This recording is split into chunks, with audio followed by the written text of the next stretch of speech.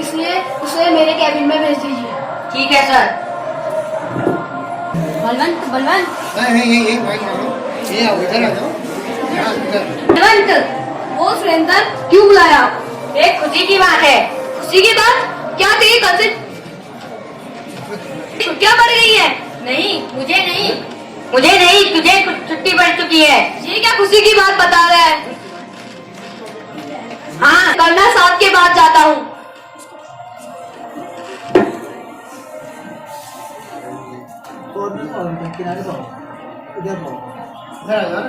आपने मुझे क्या बुलाया? हाँ, मैंने तुम्हें बुलाया। कल से तुम्हारी 1 महीने की छुट्टियां है, इसलिए अब तुम जा सकते हो। Thank you sir. आपने अभी तक देखा कर्नल आरसी शर्मा के कैबिन में एक सैनिक जाता है, वह बलवंत सिंह की छुट्टी का लेटर बलवंत सिंह को देता है। इस बात से बलवंत सिंह बहुत खुश है, वो अपने घर जाने की तैयारी करने लगता है। अब देखिए आगे के दृश्य। मैं अपने गांव जा रहा हूँ। मैं अपनी एक माँ से विदा होकर अपनी दूसरी माँ से मिलने जा रहा हूँ। मेरे वापस आने तक तुम हमारी भारत माँ की रक्षा करना और पाकिस्तानियों को धूल चटा देना। अलविदा दोस्तों। अपने दोस्तों को विदा देते हुए अपने गांव की ओर बढ़ा। इसी दौरान वो अपने घर पहुंचता है, परंतु उसे घर में कोई नहीं मिलता। यह देख के बलवंत सिंह की आगे की कहानी। ये मेरे घर में ताला किसने लगा दिया? अरे बेटा, तुम आ गए? मैं तुम्हारा ताऊ हूँ। ओह ताऊ जी, नमस्कार। जीते रहो बेटा। ताऊ जी, मेरे माता पिता कहाँ हैं? और ये घर में मेरा ताला किसने लगा दिया? बेटा, तुम्हारे माता पिता तीर्थ यात्रा पे गए हैं। जब से तुम्हारी आर्मी की नौकरी लगी है, तब से उन्होंने ये कहा था कि हम तीर्थ यात्रा पे जाएंगे, तो इसीलिए वो तीर्थ यात्रा पे गए हैं। अब वो कल आने वाले हैं। ओह ताऊ जी, तो फिर मैं पास के ही शहर में एक होटल पे ठहर जाता हूँ। अरे नहीं नहीं बेटा, तुम मेरे घर रुक लो। ठीक है ताऊ जी। को अपने घर में कोई नहीं मिलता, तो वो अपने ताऊ नरेश के घर रुक जाता है।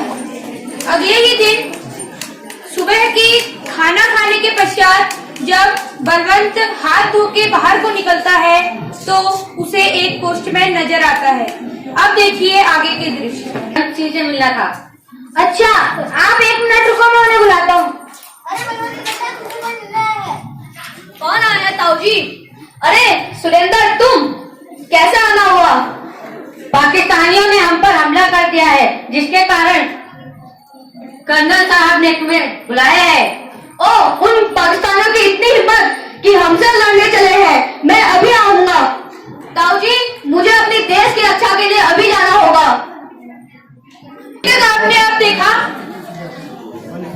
आपने देखा कि बलवंत सिंह को कर्नल आरसी शर्मा ने अगले ही दिन वापस बुला लिया, क्योंकि पाकिस्तानियों द्वारा भारत में हमला कर दिया गया था। बलवंत सिंह अपनी घर की चिंता न करते हुए अपने देश के लिए गया।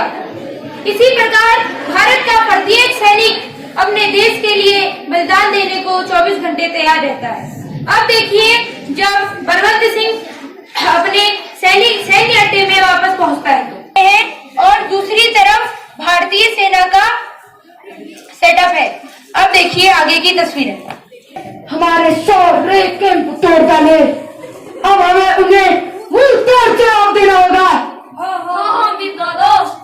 अब तुम अपनी तैयारी पूरी रखना। कल हम उन्हें 5:33 पर हमला कर देंगे। तो तुम अपनी बंदूकों में गोलियां और सारे बम तैयार रखना।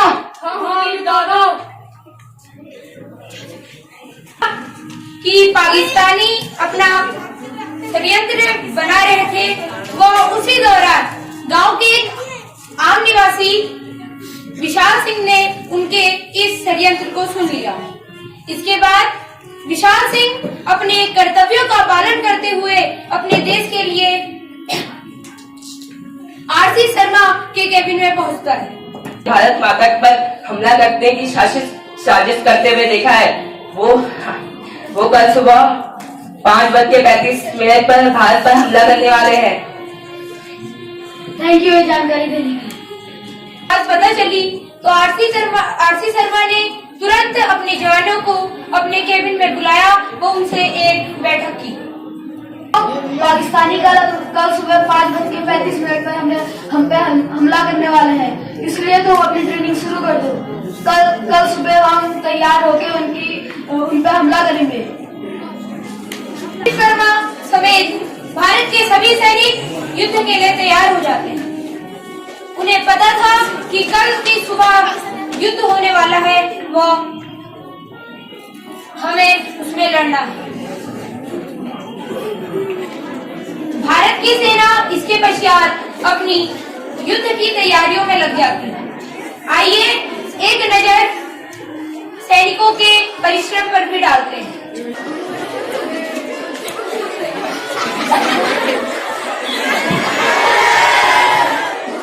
भाई और बहन लिए नियुक्त होता है, उनमें से भी सभी पैरा एसएफ के जवान नहीं बन जाते। भाई और बहनों, इसी प्रकार की कड़ी मशक्कत के बाद एक जवान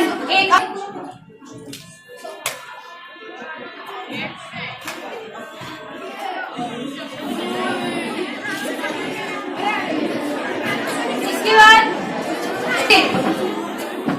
जब यह बात पाकिस्तानियों को पता चलती है कि हम जो उनके ऊपर युद्ध करने वाले थे, उन्हें उसके बारे में पहले ही पता लग गया। इस बात को सुनकर पाकिस्तानी भयभीत तो होते हैं, परंतु हौसला छोड़ते नहीं। फिर अगले दिन सुबह 4 बजे की तस्वीरें। यह वह वक्त था जब भारतीय सैनिक व पाकिस्तानी सैनिकों के बीच युद्ध। आप सभी देख सकते हैं अभी सुबह 5:30 का समय हो रहा है। इसी के साथ दोनों ही सेनाएं अपने ही अड्डों में तैनात हो चुकी हैं और कुछ ही पलों बाद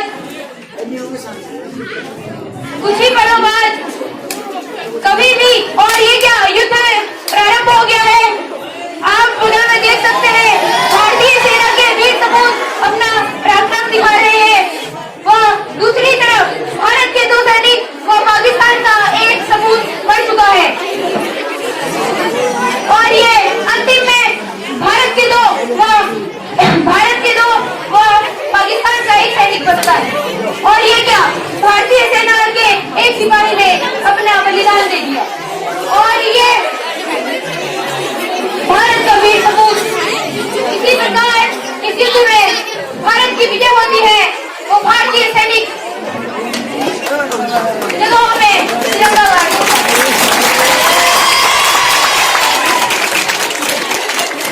भाइयों और बहनों,